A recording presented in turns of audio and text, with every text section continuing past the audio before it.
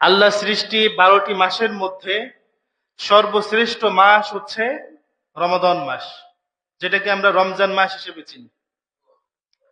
এই রমজান মাস শ্রেষ্ঠ হওয়ার পিছনে মহান রব্বুল আলামিন যে কারণগুলো উল্লেখ করেছেন, তার মধ্যে উল্লেখযোগ্য কারণ হলো এই মাসে আল্লাহ পাক রব্বুল আলামিন মানুষের জন্য হেদায়েত স্বরূপ, সুস্পষ্ট নিদর্শন স্বরূপ, সত্য মিথ্যার মাঝে পার্থক্য স্বরূপ আল্লাহ ফুরকান বা কোরআনকে আমাদের মাঝে নাজিল করেছে। তো এই কোরআন যে রাত্রে অবতীর্ণ হয়, সেই রাতকে বলা হয় লাইলাতুল কদর বা কদরের রাত।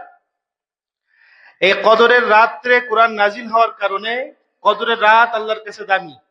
কেমন দামি? আল্লাহ পাক রব্বুল আলামিন বলেন, লাইলাতুল কদরি খায়রুম মিন আলফি শাহর, যে এক কদরের রাত সেটা 1000 মাসের চেয়েও শ্রেষ্ঠ। মানে একটা রাত কিন্তু 1000টা মাসের থেকেও শ্রেষ্ঠ, প্রায় 83 বছরের থেকেও শ্রেষ্ঠ কোরআন নাজিলের কারণে। এই রাতটা রমজান মাসে থাকার কারণে রমজান মাস আল্লাহর কাছে দামি। এই রমজান মাস যখন আসে, আল্লাহ রাসূল সাল্লাল্লাহু আলাইহি ওয়াসাল্লাম তিনি আমাদেরকে বলেছেন যে রমজান মাস আসলে কিছু কিছু পরিবর্তন ঘটে। অন্য সময় পৃথিবীর অবস্থা যেমন থাকে, রমজান মাস আসার পরে পৃথিবীর অবস্থা তেমন থাকে না, বরং পাল্টে যায়। কেমন পাল্টে?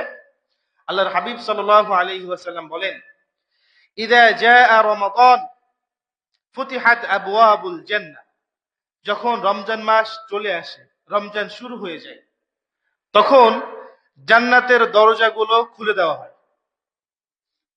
ওয়া গুল্লিকাত আবওয়াবুন নার, জাহান্নামের দরজাগুলো আল্লাহ তাআলা বন্ধ করে দেন। জাহান্নামের দরজাগুলো বন্ধ করে দেওয়া হয়। ওয়া সাফাদাতিশ শায়াতিন, আর শয়তানটাকে আটক করা হয়।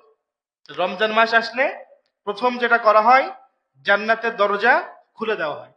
2 নম্বর, জাহান্নামের দরজা বন্ধ করা হয়। 3 নম্বর, শয়তানকে আটক করা হয়। রমজান মাস আসলে আল্লাহ রাসূল সাল্লাল্লাহু আলাইহি সাল্লাম সাহাবীদেরকে বলতেন যে আতাকুম রমাদান, রমজান এসে গেছে তোমাদের কাছে। শাহরুন মুবারাকুন, রমজান মাস বরকতময় এক মাস। ফারাদাল্লাহু আযজা ওয়া জাল আলাইকুম সিয়ামু, আল্লাহ পাক রব্বুল আলামিন এই রমজান মাসে রোজাকে তোমাদের উপরে ফরজ করেছেন। তুফতাহু ফীহি আবওয়াবুস সামা, আসমানের দরজা সমূহ এই রমজান মাসে খুলে দেওয়া হয়। ওয়া তুগলাকু ফীহি আবওয়াবুল জাহিম, জাহান্নামের দরজাগুলো বন্ধ করে দেওয়া হয়। ওয়া তাগুল্লু